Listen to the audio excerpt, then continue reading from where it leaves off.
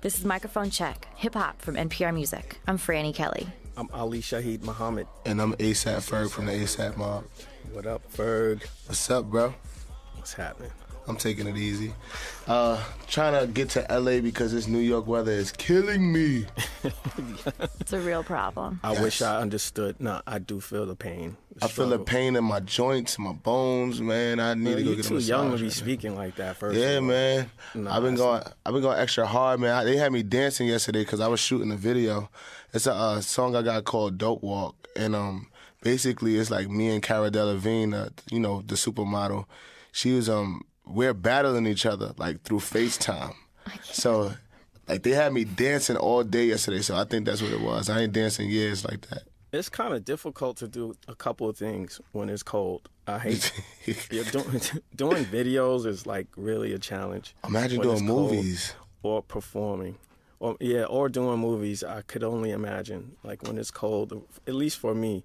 I'm a baby when it comes to the cold, and last year I made the decision that after that last winter that I don't have to do it anymore. Right. So I did something about it, and I'm in L.A. now. But you know what? It's something about New York that I love the urgency that we have out here. It makes you want to hustle and grind. And, I even been taking the train lately, like, because Fashion Week was so crazy. Like, due to, like, Fashion Week being also All-Star Week, Fashion Week / All-Star Week, the roads was, like, blocked, like, all the time. So I was just taking the train, like, and then just the feel of me taking the train just reminded me of when I didn't have much or when I was just starting, and it kind of brought me back to that place of like, yeah, you got to get it. Did people recognize you on the train? They do all the time, but I throw a hoodie on and things like that. What happens when people recognize you? Well, when I used to take the train a lot, like before, I used to sleep. I used to put my head in my lap all the time, like just so people, like, I'd be sleeping on the train, and then by the time I hear my stop, I'll get up and just leave. But sometimes I've gotten like people stand over me, like, yo, I was just listening to your song, like I was just listening to Kissin' Pink. Yo, you blacked on that song with like whoever I was on the song with. So I mean, it's cool, but it was weird at first because it's like, damn, I can't take the train no more. So that's when I stopped taking the train. But like just recently, this week, I like been taking the train and it's been cool. And I had face paint, like I had like this tribal face paint on, so they probably didn't even like recognize me off the bat. You would think that would bring more attention to you. Nah, but I had the hoodie on, so I was like, oh, who's this bugged out dude on the train? Lead us through the loom. Yeah. Exactly. In New York, people are like, he's got face paint on, I'm going to go to the other car. Yeah, I had like warrior face paint on. Yeah, what is that all about? Where does that come from? I just woke up and felt like doing it. Okay, but you did it on some Beyonce type ish. I woke up like this. Are you gonna keep doing it? Probably not. I mean, it was a feeling. Like I'm an artist at the end of the day, and I just felt like expressing myself through that medium, that particular day, or those days. Okay. Yeah.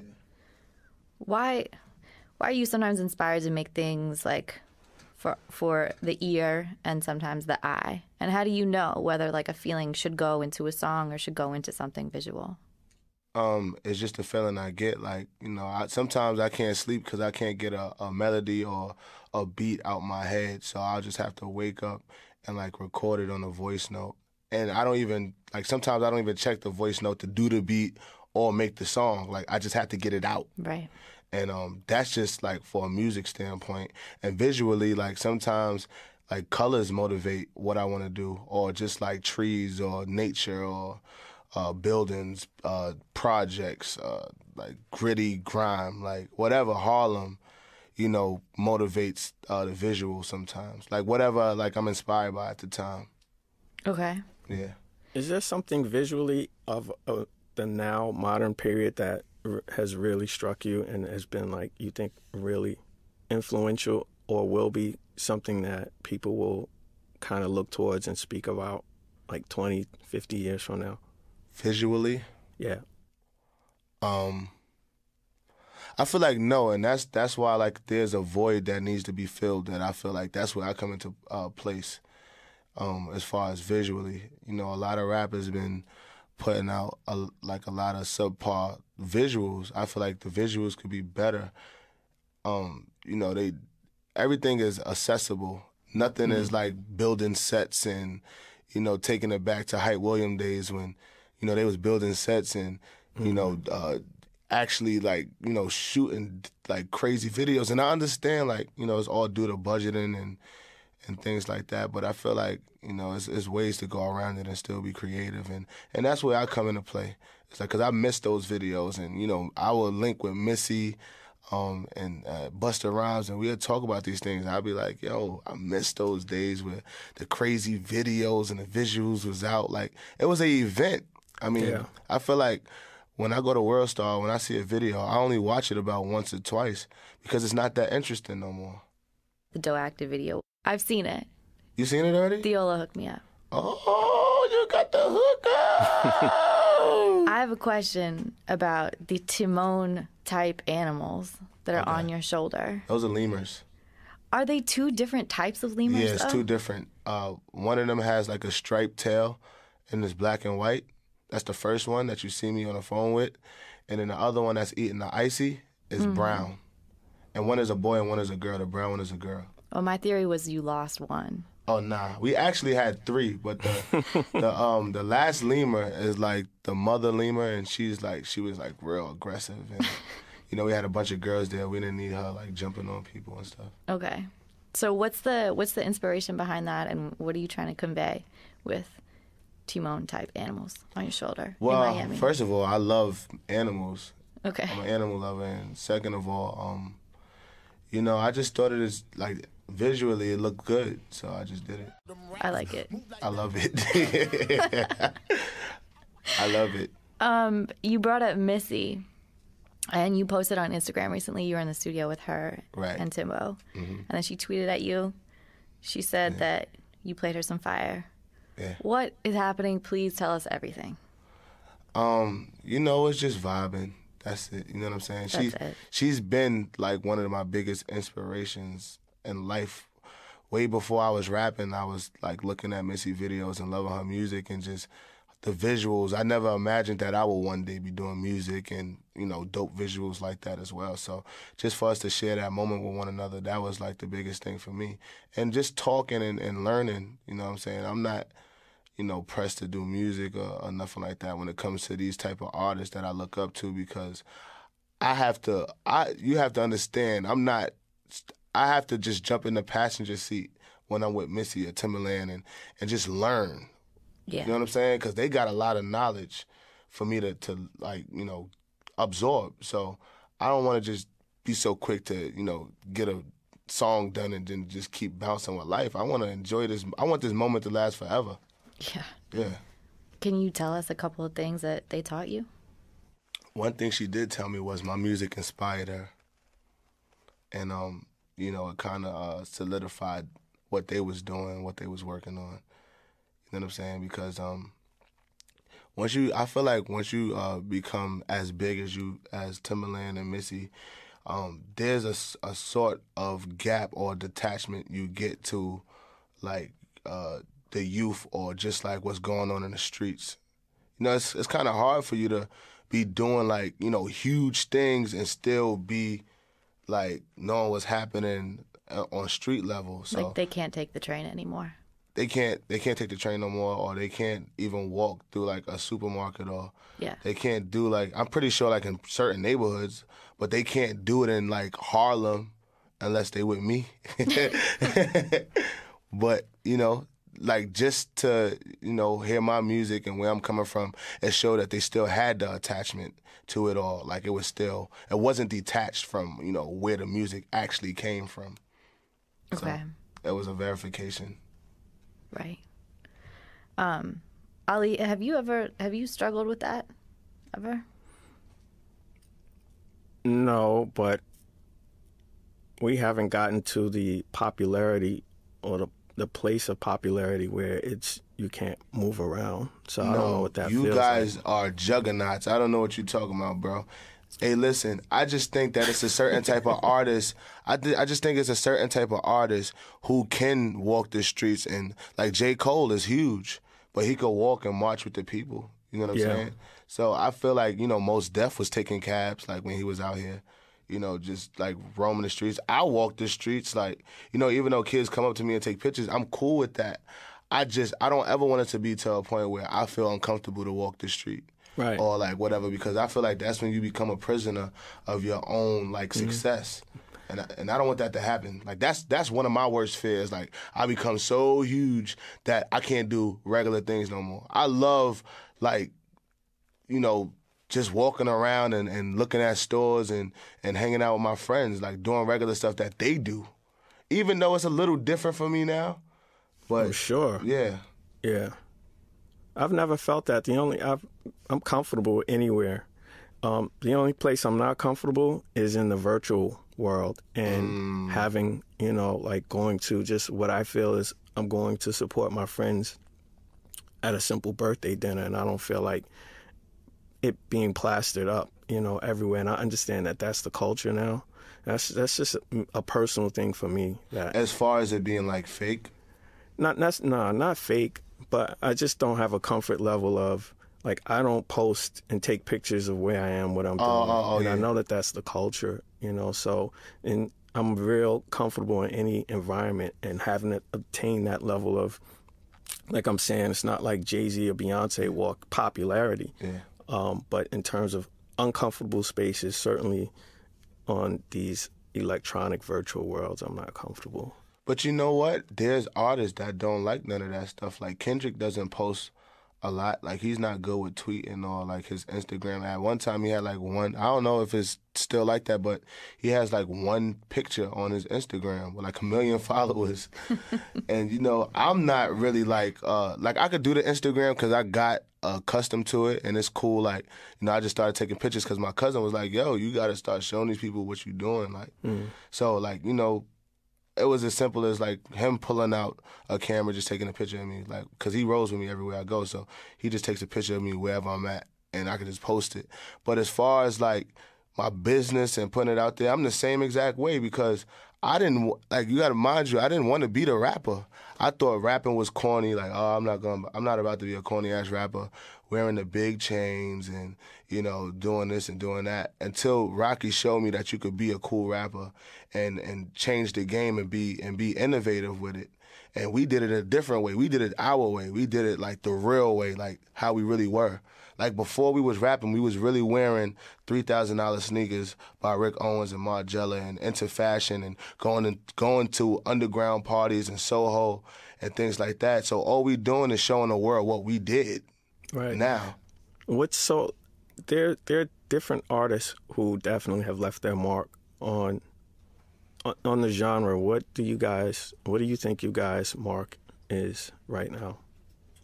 It's definitely the fashion culture, it's the art culture, but it's still so early for all of us. Yeah. So, you know, who knows? You know, I got big plans, and as far as sonically with the music, I want to take it to like new levels, like to a height where no other artist from New York ever took it, or in the world. Can we talk about that? Because I know that for you, like your Trap Lord album, it sounds like you. Even though there's, you know, elements, I think, of trap music, there's a difference in the particular production. What is... Right. Thank you for pointing that out. Because, like, I'm not really... Like, I like trap music, but I wouldn't consider my music, or, like, I wouldn't consider that the genre that, you know, really pertains to me. When I said Trap Lord, the name came from me just working and having different hustles all my life. Like, you know, I grew up like printing shirts, like hundreds and hundreds of shirts, 400 shirts front and back, all 3-color jobs, manually with my father for Bad Boy and D-Block and Rough Riders and all of these guys. Like, I was coming out of high school printing shirts and picking up checks from Daddy's house, like, you know, from Puff and all of them, when I at a young age. And then I started making jewelry, and then I started making accessories, belts and things like that. And my clients was like Swiss Beats and Chris Brown before I was even doing music. So that's why Yams named me the Trap Lord, because I had so many different traps, and I'm the Lord of it. You know, I do it to the best ability each time. So is that, in a way, what you're talking about, I think, is taste? Yeah. Is like noticing things and putting them together and whatever. Mm-hmm. Is that how you approach production? Like, what are you looking for in a sound? I'm looking for pleasure each time. It has to feel good. Like, I don't know, like, how to make a specific type of song each time. But I know, like, when I press keys or, like, when I tell my producer, press this, press that, I know what type of sounds I want to hear. And it makes me feel good. It makes me quench up inside. And that's what you hear in my music. Like, when you hear, like, a beat that sounds really good, but it's different, that's just, like, solely coming from me. And that's why I feel so attached to my music, because it all comes from me. It's not like, you know, I tell producers to send me stuff, or even when I used to tell producers to send me stuff, I used to be looking for different things that made me feel good. To me, it's also like really, really big. What? The sounds, the Thank you. pieces of each song, which makes me want to ask a couple questions. One is about, like, I don't actually think that somebody from LA would choose the beats that you choose. Right. And I wonder how that relates to just, like, you know, what you were saying, like what you see every day. Or I know you travel a lot. Right. What you grew up seeing. And then also how that leads you to make these enormous songs that, like, jump off the album. You know what I'm saying? Like, Right. These are hits. Ali has some numbers about that, actually. But, I mean, I guess the first question would be, in terms of the size of the pieces of your songs, Right. what does that have to do with New York, if anything? What you mean the size? They're really fucking loud. Like loud as far as, like, disturbingly loud, or? Like, what you mean by The loud? bass is very, very loud. The bass is very heavy. I have some songs that don't have bass in it, though. Okay. Like Hood Pope. Yeah. Yeah, it's not really bassy like that. Cocaine Castle, or like, you know, only songs really with bass is like probably like Shaba and Work.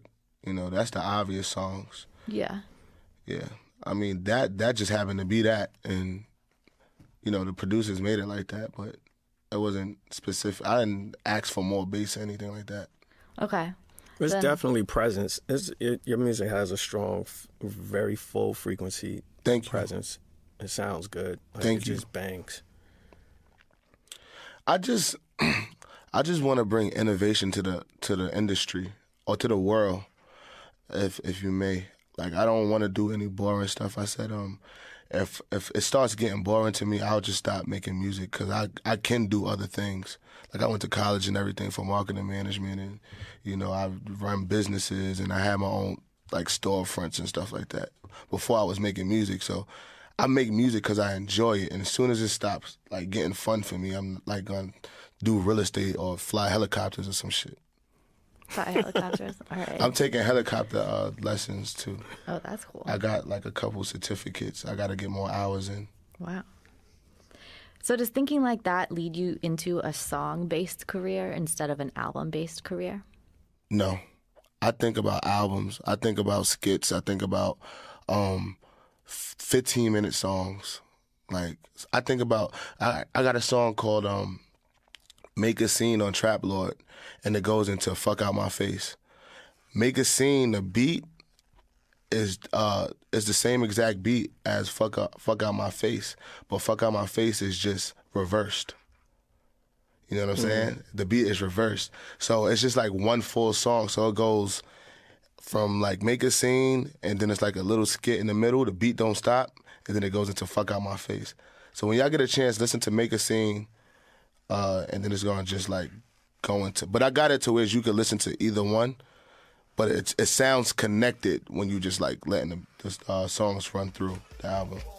You think in terms of album, which means usually it's like a full vision, full concept. Definitely. Where's this new record gonna go? I don't know how much you want to go into it. I don't know what the release date is of it. Yeah. I'm itching to get a taste of the new album. It's gonna be big because when I made Trap Lord, in Harlem most of the time. I was in New York most of the time. It was very cold.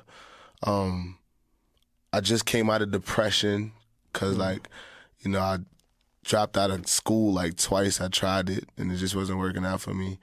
And, like, I just was, like, in a stuck place. I was probably, like, around, like, 20 years old at the time. I feel like that's one of the toughest times in somebody's life. And I just remember telling myself, man, if I'm not going to go to college, I might as well spend 2 years at home trying to figure this music out, like, try to figure something out. Like, I'm going to study. I'm going to teach myself. And that's what, and it came faster. I said 2 years, and it came in a couple months. So when you say, like, is it in Ferg Vicious when you say I'm all by myself, or I'm so alone, I'm alone at this, or something like that? No, I say Ferg Vicious. I forgot the hook. I cannot even think about the hook right now. I think it's like towards the end where you just keep, it's almost like a mantra. Surviving on my own. Yeah.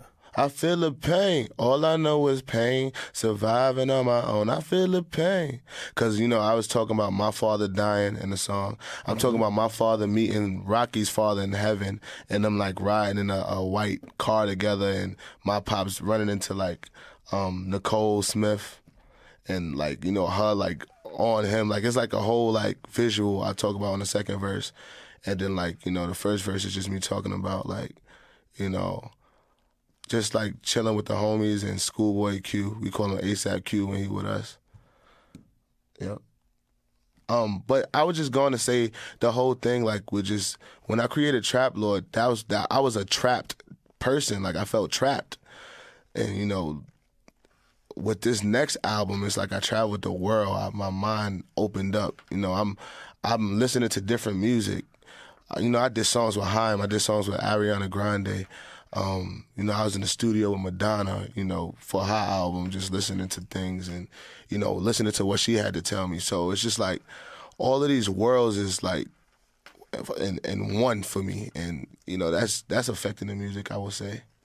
I'm curious to just really hear where you're going to go, because not, you know, it's one thing to, as an artist, to, you know, be in your own environment, in your own element, and you're creating strictly from what you've experienced in your life up until that moment you're on the microphone or you're expressing your art. But then through success, you know, go to other areas, you experience other people and their struggle, and you identify with what they're going through, or you open to something completely new, and now you're trying to figure that thing out. Of that, the world is changing constantly. Constantly, every day. So I'm just curious to know, you know, like, for example, with what has been revealed publicly and the experience of Ferguson, you know, the experience of Eric Garner, stuff that we know about, we live it, you know, but it's now on more of a global platform. And there's certain things, I think, in life that you go, okay, I can't do this anymore. Right. Something has to happen. Something different has to happen. It has to be a change. And I'm just curious as to know, like, how are you affected moving into this next album with the constant changes of where things are? Well, I've released a mixtape called Ferg Forever with DJ Drama, and everybody loved it. It went platinum on thatpiff.com. You know, everybody from Puff and Swiss was, like, you know, tweeting about it, and Big Sean was on it. SZA from TDE was on it. MIA was on it. Let It Go remix with my artist Crystal Canes. So, like, you know, I'm talking about a lot of those subjects on that album. I'm talking about commitment issues. Mm-hmm. I'm talking about the whole Ferguson thing. That's on the last song. I'm touching base on real things, because what I wanted to do, you know, the whole reason why we haven't been putting music out, or, like, you know, it seemed like it was like a big gap, you know, with the mob putting out music, was because we were supposed to put out an album. We released Trillmatic and one of 12E records and videos, and we never put out the album after that because we felt like it wasn't right. So it was a big gap left. So that's why I put out that mixtape to show people my growth and me as a person, because I felt like through working Shaba, that was a part of me. That's a happy me or a turned up me.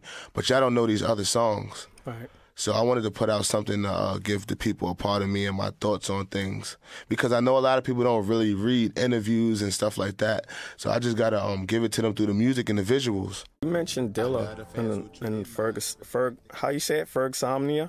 Fergsomnia. Ferg. This is the month of Dilla for his entrance into the world and his passing on. Right. What do you love about J Dilla? Well, I'm still a student when it comes to J Dilla. I'm still getting into his art and everything, but people say he was a master at mixing and looping beats. Like before, like you had all of these new programs and everything like that. So I just loved that about him. Like he was real innovative and he was pushing the culture in that way. But I'm still like studying the guy, and I'm very, very, very curious to know what everybody love about him. What do you love about him, Ollie? To me, well, there are a couple of things. One, even though he was involved with us and we seemed to put our art a certain way and we seemed a little composed on talking about some, where we come from, Dilla just put it out there. Like perfect example is of his album covers, him in a smoked out room with some girl, a stripper, on his cover. Like his music, even though he wasn't a flamboyant person, his lyrics were crazy flamboyant in that sense. But at the same time, he always brought it back to the essence of the culture of hip hop and the base of it. So that's just from his MC side. Musically, he just astounded us when we would work with him, and he had a way of hearing music that was different than the way that we heard things, and he would grab it and chop it up and put it together, and it was just like, wow, would not have figured that out. Right, I didn't and see it that way. Even the way like he replayed the samples and things like that. Yeah. So he's just like, he's the king of, for me, like hip hop production in terms of the organic aspect of it, not the electronic aspect of it, but just the organic aspect. That's and his funny. music is still transcending. Even, we're going into, what is it? Is it like 7 years now? 8 years of his passing? So that's a power. And kind of to take it back to, I think, what you said, in your Ferg Forever album, you say something, was it on this album or was it the Trap Lord, when you say that the music lives forever, like we're here forever? Something I think it's Ferg Forever. Ferg Forever. Yeah, Ferg Forever. I think Drama was saying that in the intro of a song. And that was a real powerful line for me off of your mixtape. Right. Just hearing that, because the music has sort of a, it can be here for 200, 400, 500 years. Yep, because we still going through, like, whenever I get tired of hearing music of today, I go back and listen to Elvis, or I go and listen to James Brown, or look at documentaries of these guys, or like even Quincy Jones, when he was doing stuff for Frank Sinatra and Stevie Wonder and all of this stuff. Those are the things that inspire me. Or like even the Funkadelics, when they was just creating a whole nother genre, and people just outcasted them when they was like performing at these places and thought they was like bugged out. You know what I'm saying? They created a whole world when everybody was just like, yo, this is like obscure. Like, what type of music is this? Like, I don't mess with it. And that's what I want to do. Like, Michael Jackson said one of the best things, or quoted one of the best things. He said, he said something like, I just want people to say something, whether it's good or bad, say something. Because, art can never be wrong because it's art. But, like, people going to have they're going to interpret it the way they want to. But for me, I'm good. Whether you say you hate it or you love it, I want you to say something, because if you ain't saying nothing, then that's when you got a problem on your hands. Do you think that hip-hop is art? Hip-hop is definitely art. It's like one of the best arts, because you don't really got to pay a lot of money for materials. Like, you know, I used to paint, so I know canvases and pearl paint wasn't cheap, buying them little brushes and all of that, like, or buying fabric that costs like buying sheepskin or like ostrich, like that stuff is like $900 for a small little piece to make something else that you have to pay production on. So, you know, for me to create music, I'm like, I always see French Montana, I'll be like, yo, they shouldn't have let us in this game. It's too easy. It's too easy, and as long as you having fun, it's gonna be easy. And like I said, I ain't gonna do it if I ain't having fun.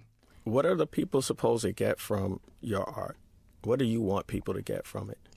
I want people to get some happy times from it.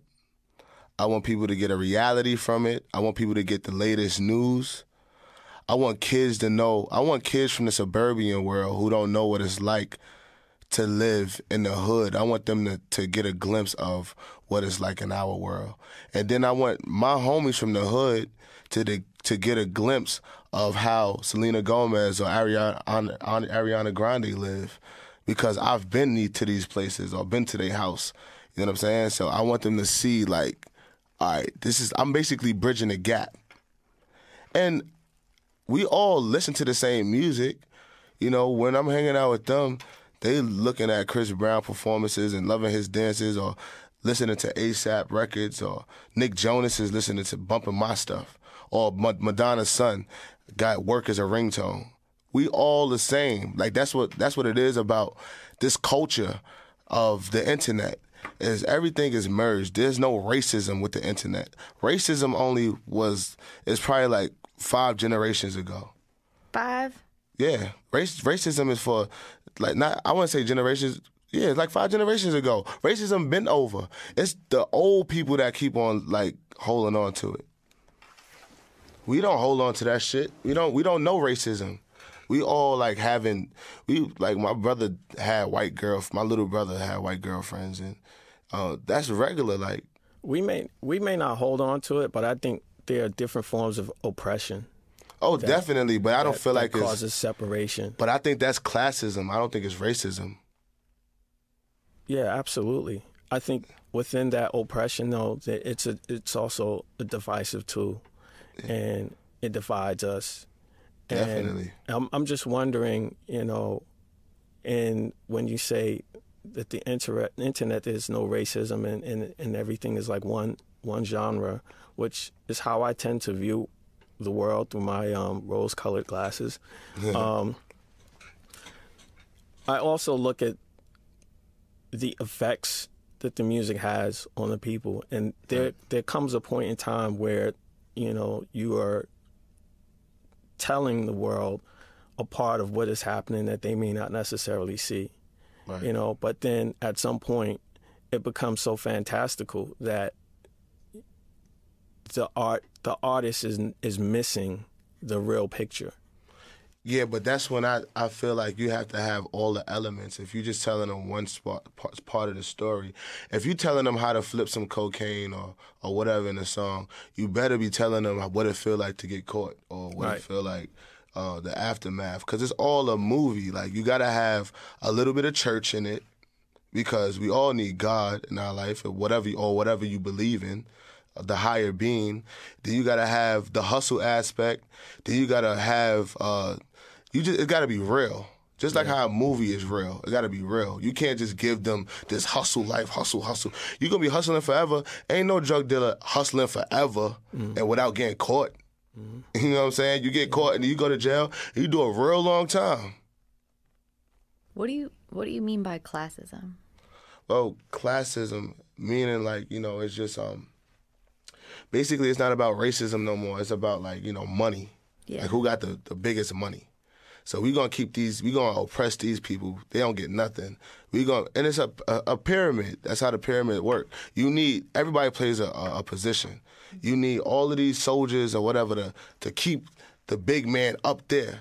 I want to be the big man. I don't want to be like these guys holding the big man up. It's like, I ain't gonna keep giving you my money so you could be living in a lavish house and all of that. I'm gonna get that big house so I could put all my soldiers on.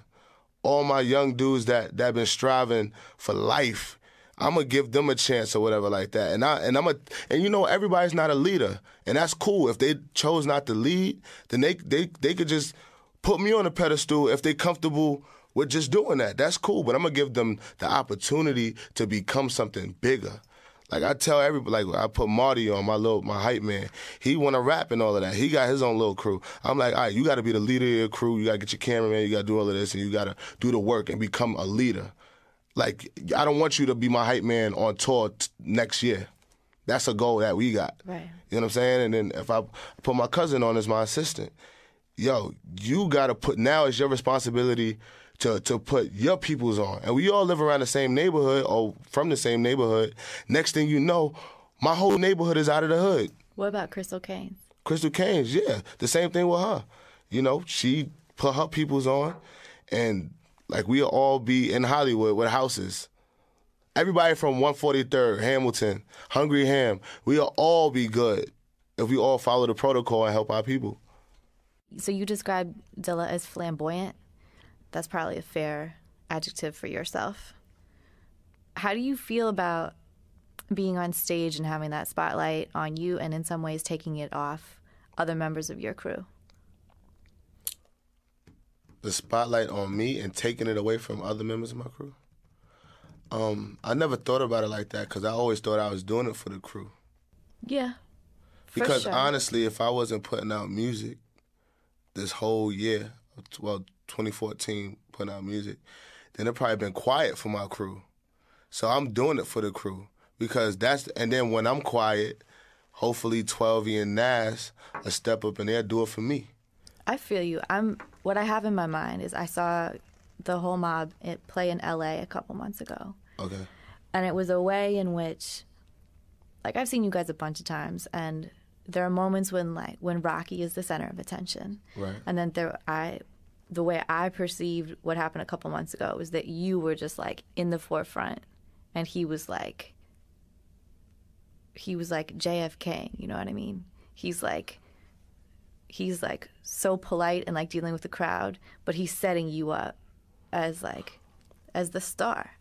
Maybe just right now, maybe it'll be on and off. I don't think that is we do those things intentionally. Like, I'm sure. We just do it because that's what we feel that we need to do. Right. Like, it's like, yo, that's my bro. Like, I'm just as happy as to see you. I told Nas, man, I want you to be so much better than me and Rocky. Because we learn so much, it'll be stupid to make the same mistakes. Mm-hmm. And then, like, whoever comes next after him, it's like, you have to be better than all of us put together. So that's the whole attitude that we have. So it's bigger than money. It's like, you know, just being a really, really good artist and pushing each other. Yeah, I don't mean in any way that like your success takes away from other people's success. Right. I just mean sort of that feeling of shining and of owning that moment. Is that something that, I mean, I feel like I'm answering my own question. It seems pretty clear that you enjoy playing that role. It. I love performing. Even when Rocky was that dude, like, you know, full front leader. You know what I'm saying? I played the passenger side. I was kicking my feet up though, cause I'm like, my man is rocking right now, and he gonna kick down the door, and we just gonna like mess the whole game up. Like, we just gonna go crazy, and that's what I'm thinking in my mind. Like, they think Rocky stuff is crazy. Wait until they hear my stuff. So that's why I was blacking on all the freestyles when we go to the radio shows and all that, cause I'm like, this is my time to shine. All right, Rocky got the projects and he doing the videos and, you know, whatever, but I'm going to shine through these freestyles and all of that. So, you know, I have my way of doing it. I have to admit, your freestyle won me over on you. I saw, oh, thanks, bro. I saw freestyle, I was like, oh.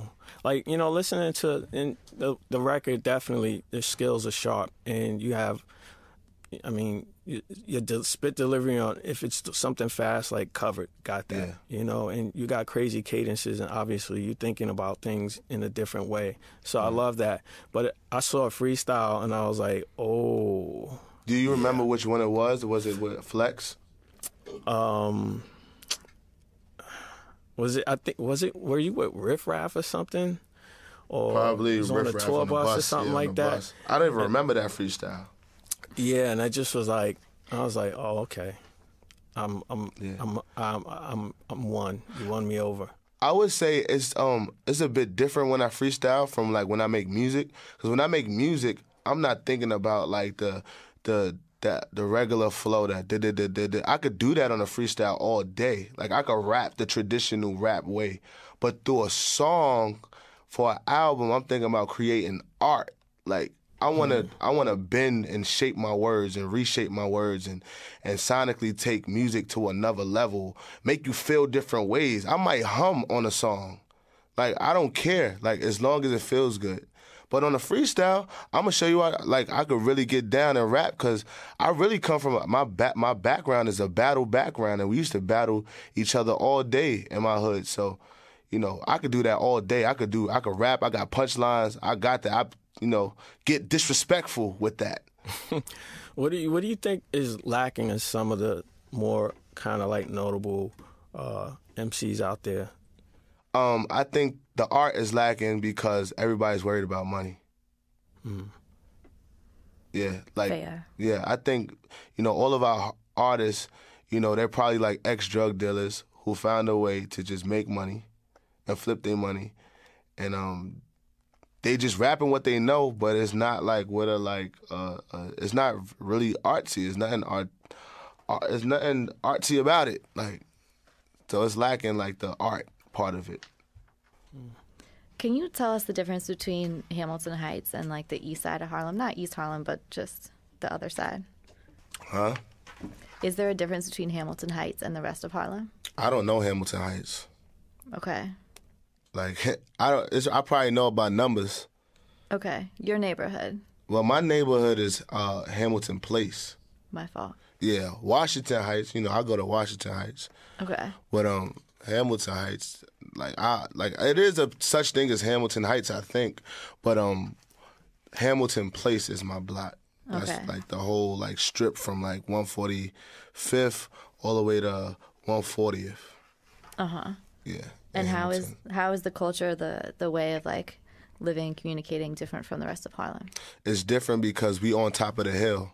They call us, oh, you going on the hill. That's what they say. They used to call it Sugar Hill back in the days. Like, we are late on a lot of things because a lot of people don't leave that hill. A lot of people don't leave the block. They want to stay. They hug the block so hard, they don't get to see other things. That was a big thing for me back in the days. I'm like, yo, there ain't no girls walking through here. It ain't like nobody want to come through the hill. They all down the hill. They like on 7th or Lenox. Those are the more popular places. But we're so like in this box on the hill. Like nobody leaves the block. That's why you got all types of people from the block having babies with the same baby mama, and like because you finding the same girl sexy, and it's a matter of time. Next year she gonna have the next man baby, and it's gonna keep going on. And that's just the reality that was living. Or when people got cars, they just drive around the hood. They just want to stunt for their people so it's like a small village on my block. Is there's definitely a strength in that, in knowing your infrastructure and where you are, and it's hard to penetrate. And so what happens culturally is strengthening in that. But right. How do you break that to get outside of it? Well, I love it. I embrace it. I love the battle, if I swear to God, if it was easy, I wouldn't want to do it. Yeah, I think you just got to be a person that just endure pain and could just work and fight through it, and you will want to see a change. It all starts with change. You want to see a change, you got to start changing yourself. You got to change the people around you, and the next thing you know, you got a whole community that's fighting for that change. Love that. I want to hear that in your next record, man. Oh, you got a lot of that in this new album. I think certain things that you hit on, and you speak on it in such a satirical way, I think at times, but it doesn't come through to the forefront. And sometimes it has to be that way because you're speaking to specific people. Yeah. But knowing that you broadcast globally, in the way you think, in the way you present yourself, and even just talking about speaking to the people you're putting on and telling them that they have a responsibility and they have to be leaders, like that's it takes a special person to even convey that to someone. And you have parents who can't even instill that message in their children. Man, I appreciate that. And then we got to go back to the parent thing, like as far as like how these kids was raised that I'm putting on, because a lot of them don't got parents or didn't have parents to teach them. So it's like they so programmed to doing things that they like messing up or whatever like that. And I gotta kind of reprogram them to like, and that's hard to reprogram a person thinking. Like you become like almost like you just so used to your ways that it's like, man, I'll see a certain thing in a person and I'll be like, all right, he know how to handle himself, he know how to talk to people, this, that, and the third.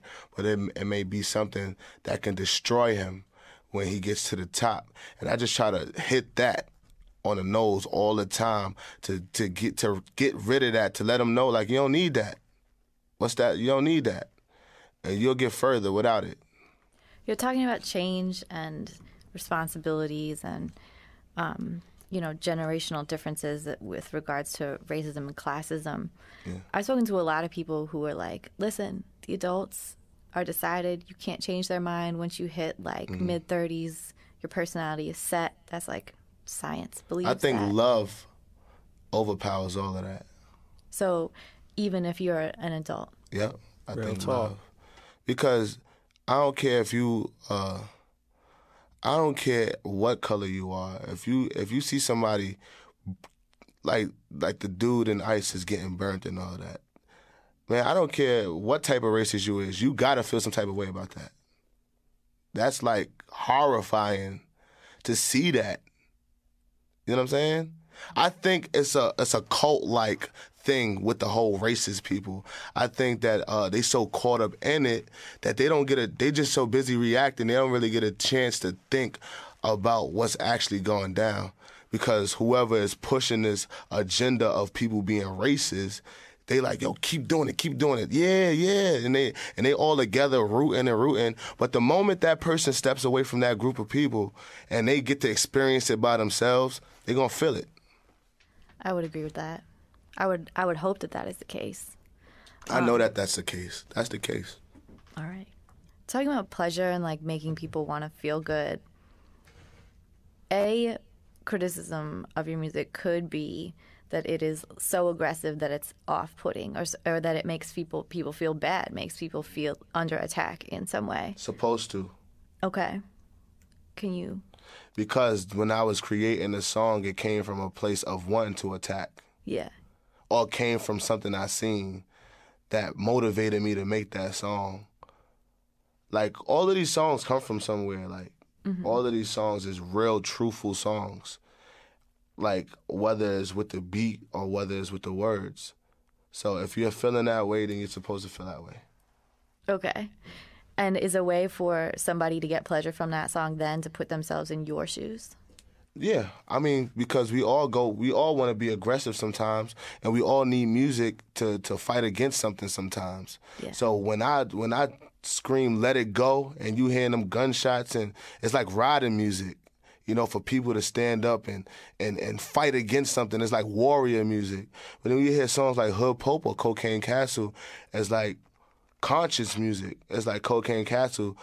You got your pimps, your lawyers, your doctors, and priests going to this crack house to, smoke drugs. And you got babies crying and all of that. So I want people to get a real visual and emotion out of the music. I think they do. I mean, I think that the numbers show that. Yeah. Right? Where are you in the making of the next album right now? Part of the process. I think I'm to the point where it's like I'm just making music just to make music now. So I'm probably like done, I think. You know, I don't know. I could never say I'm done really, like, but my manager is like, yo, you done. Do you have a name? Nope. That's the hard part right there. It might not have a name on it because it's so tough to put a name on it. Why? Because, I don't know, Trap Lord came kind of natural because that's my name. But this next album is hard because it's just not coming that simple to me. It's different than just you. Yeah, it's bigger than me. It's not even about me. It's about every kid that's like me. Okay. And every kid that's not like me to understand a kid that's like me. Right. What does the world 400 years from now look like to you? 400 years later? 400 years from now. What's the world? What's the movie with Will Smith and his son? I Am Legend? No, not that one. Oh, that's the scariest movie of all time. The one where like Will crashed his spaceship and like hurt his leg and everything. I didn't see that one. That's what the world will look like to me. So just nature? It'll probably like be like destroyed or something like that, and certain people will be living, and it'll be a bunch of robots. It'll be a bunch of robots and stuff controlling things, and you'll have robots with a lot of human-like features, so you won't even really... You know how, like, all right, it's so much people getting plastic surgery now, right, from the woman to the guys. Like, guys want to look like females, like, or the transvestites or whatever, right? Like, they get the same plastic surgery done, so you won't be able to tell whether that's a guy or a female. You know what I'm saying? I feel like it's going to be the same way for robots. You ain't going to be able to tell a robot guy or a robot female. Like, it's gonna be everything gonna be one. Robots gonna have human like feelings, emotions. We're gonna program robots so much to the point they're gonna be so human, like it's gonna kind of dehumanize the whole world. Have you been to Japan? Yeah, I've been to Japan, but I ain't learned none of that in Japan. I was just on buying clothes and stuff. Okay. I've never been. Yeah. But they already making people like that, like, you know, people with built-in. It's this one guy, I forget his name, but he's blind, but he could hear color. What? Yeah, he can hear color. Like, so he'll listen to music and he'll paint the colors out because he has this chip embedded in his brain. And it's a whole community of cyborgs like that. They call them cyborgs. That's crazy. Why is that going to happen? Yeah, I'm trying to digest that. I'm like, you're saying it, I'm just like, man, that world, but I understand where you coming from, like, cause we coming from like I'm old school. I'm an old school dude, so I'm like all of this new stuff that's happening with the robot. I miss like touching the CD and popping the tape in the radio and things like that. But in order to survive in this world or industry, you have to know what's going on. To some people, they feel like it's an advance or it can help them with a lot of things, because there's some people would never see or know what red looks like, but this chip helps them to see color. Mm-hmm. Like, imagine if Stevie Wonder could see. Can Stevie Wonder secretly see? Can we talk about that? You listen to his lyrics and you like, absolutely. Yeah. Completely. But I get what you're saying. Yeah. It's I'm just trying to picture that world. It doesn't sound like a place that you would want to be, right? That you want to be. I'm like, where's the love in that? You know, and it's rooted to where we are now, which is why I asked the question. Yeah, it is. I mean, it's the beginning of it. Like, you know, I hate it every day. Like, you know, it's, you know, I mean, I don't want to get all like, I don't want to stop my my stripper walk-through club money, but you know, these females gotta stop with this plastic surgery thing. It's killing me. Like, you know, I'm like not even looking no more. I'm like, cool, like Like, I look at something I really like.